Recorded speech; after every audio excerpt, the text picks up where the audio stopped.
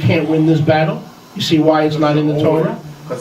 Now, it is in the Torah to get rid of it, but it doesn't tell you what to get rid of. You know why you can't win this battle? I'll give you an example. Let's assume I do everything everybody tells me to. Benjamin, are you with me? Okay, you got different emails this year, yeah? And you asked me specifically. Okay, let's assume you do everything everyone tells you, not just one or two people. Not just one or two opinions, but every email that came, you started with the noodles and the rice and the pasta, and then you got another email that said, no, leavening is a process. Okay, you got rid of everything in your house that went through the process. Then you get another email that tells you, oh, and P.S. leaven is this, that, and that. Every one you did. Okay? Yeah. You end up in the loom bin. Now what do? You still may have leaven in the house. Exactly. Because there are certain things that have not risen, but in the spring, what happens in the spring? Things come to life. Exactly. Things pop to life. And so let's assume baking soda is a leavening agent. Yeah? But according to some, leavening is a process, not an item. Yes? So therefore, baking soda, and that's what the Jewish people must think, because baking soda, they put it in their stuff. But I've been told that if you do nothing to baking soda, if there's a leak or if it's humid, if there's an open box of baking soda, what happens? It starts the process. It starts the process. Humidity, it doesn't do anything. It absorbs humidity. Yeah, it doesn't run. Well, if you put it in bread, if you put it in with In bread and flour. Wait a minute, hold on. Right. But aren't there certain things that'll just start leavening on their own?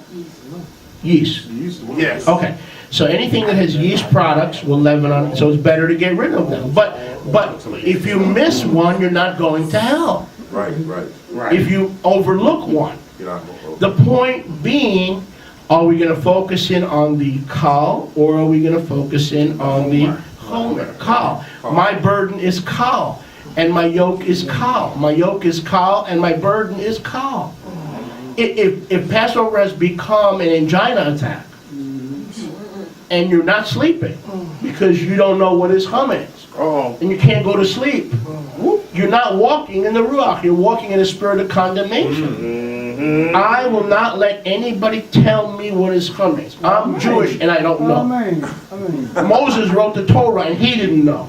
This idea that just because someone wrote the Bible, they knew everything about the subject. Where did you get that from? What religion did you get that from? Yahuwah used men in the scriptures to record certain revelation, but they didn't understand every iota and every point of the consequences or the repercussions of that revelation.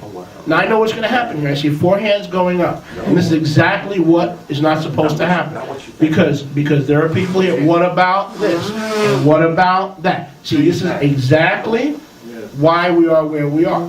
Again, I'm going to answer your questions, so you don't think I'm avoiding them, but I want to show you something. When it comes to a list of the heart, it's crystal clear and it's written. But when it comes to a list about the cupboard and a list about the kitchen, it is purposely nebulous. That's the point you need to understand. Okay, I'm going to allow one or two questions, then we're going to get into the teaching. Go ahead, Gov. You have the mic. Go ahead. Yeah, an example of somebody who wrote something and didn't understand it. I believe it was Zachariah about the olive trees. Yes. He didn't get it. He didn't get it at all. He knew about the two houses, but he couldn't equate them to the olive trees. With the vision of the two witnesses standing, one on the right, one on the left side of Yahuwah. For some reason, Zechariah chapter 4, verse 11. Very good. Zechariah 4:11. That's another 11. There's another 11. Okay. Has nothing to do with anything. Okay, now, so Keep it as I understand it, the conclusion of the whole matter is you take Pesach as you understand what is leavened and what is unleavened. As you understand it, From Scripture. From Scripture. He reads the heart. He knows what is on your heart and what you are trying to achieve. So as long as you are seriously trying to achieve that, and you don't leave the little pick, you just try to achieve that, and you try to get right. Exactly. That's what Exactly. it is. Give me an example. Give me an example. Driving. No. You can turn it off. There is no traditional Jewish person in the world that will think anyone in this room and anyone listening to the sound of my voice by radio or to the Ramic channel has ever kept Shabbat. Am I wrong? Has anyone walked here? No. Anybody in this room walked to synagogue today? Ain't happening. If we did, it'd still be. So from the traditional point of view, not one of you in this room have ever kept a single Shabbat without breaking it. Neither have they. No, that's not my point. They think part of keeping Shabbat is what? No lights and walking the shul. Nice. Is that in the Torah? No. No. So this is why I'm saying, in order to avoid this pitfall, we have to stick to Scripture. Let's go to see what Scripture says. Let's go to see what Scripture says. Go with me, please, to Shemot chapter 12, verse 1. We're going to go quickly, because we got some things we need to cover. Shemot chapter 12, verse 1. The good news, again, this message, Israel's Passover gospel. Israel's Passover Besorah. Now let me add, if the Ruach is telling you something is Chametz, you must obey the Ruach. Remove it. And remove it. Yes, absolutely. Okay. Absolutely. Obey the Ruach. Now what happens if there are different voices in the same home? Then you got a problem. What happens if hubby says this is, and wifey poo says this is not? Hubby rules over you, ladies. The Hebrew word is lemoshel. He is governing over you. You will either let him govern, or you will have the chametz of disobedience. And the chametz of disobedience is going to be held against you, whereas the chametz of a product that remains in the closet will not be held against you. But rebellion to the government of the home is a chametz that Yahuwah will not allow to be taken to the Passover table without judgment. Examine yourself. The Hebrew word is the husband will lord it or rule over the wife. That doesn't mean make her into a slave. It means to govern. Ladies, if you're a spirit-led woman, you will allow your husband the freedom to govern, especially when there's a difference of opinions.